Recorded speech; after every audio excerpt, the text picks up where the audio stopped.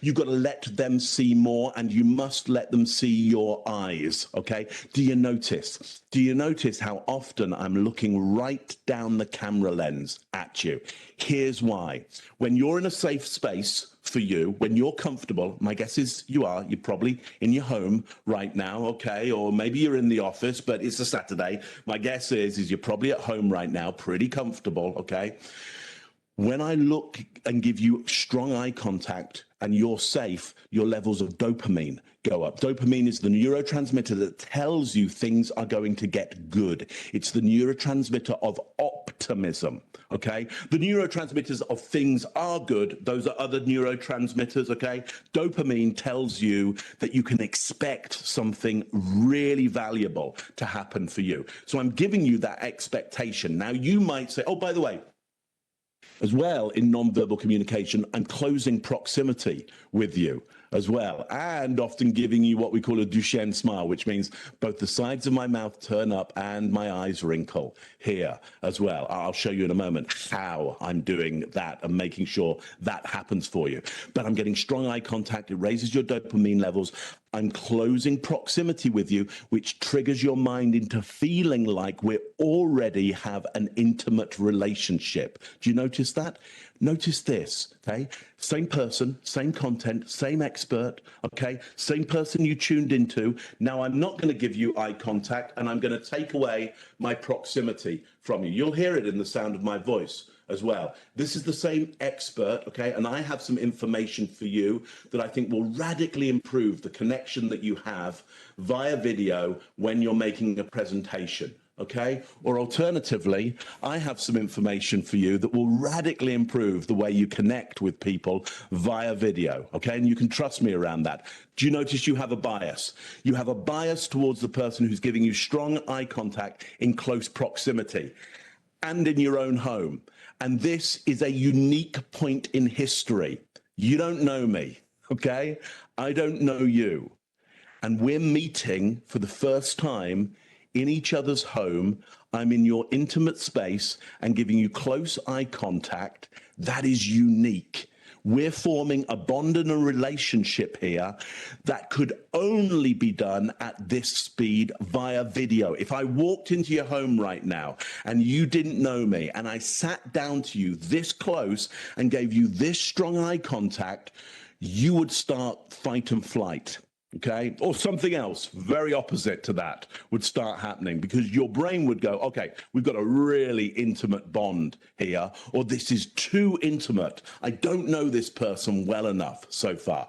So I want you to capitalize on that. Now, how am I getting that strong eye contact and looking down the camera? Well, first of all, I've raised the camera to eye level, which means I've got my plexicam, okay, and it is sitting on my monitor right now with my camera on it, which means my camera is suspended in the center of my screen. I can see me over here, so I can see myself in the frame. I can see Eva over here, so I'm socially connected to her. She's smiling, nodding her head at the moment, and notice I can flick my eyes across and go, oh yeah, there's Eva right now, okay? But now I've got my eye contact right down the barrel of the lens to you, and I can see Eva in my peripheral vision, which means I can still read enough body language to be useful.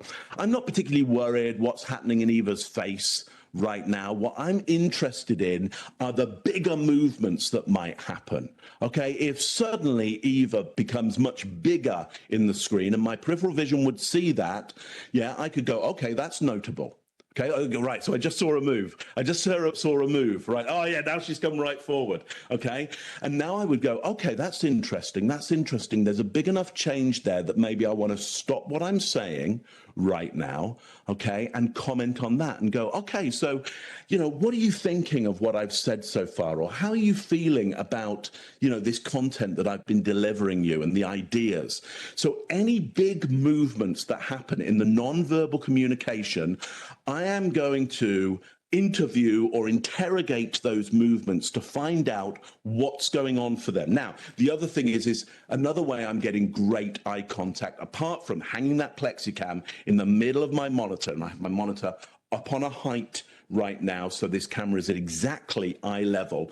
The other thing I'm doing is I put this smiley face right behind my camera, okay, on a post-it note. Now, here's what I want you to do.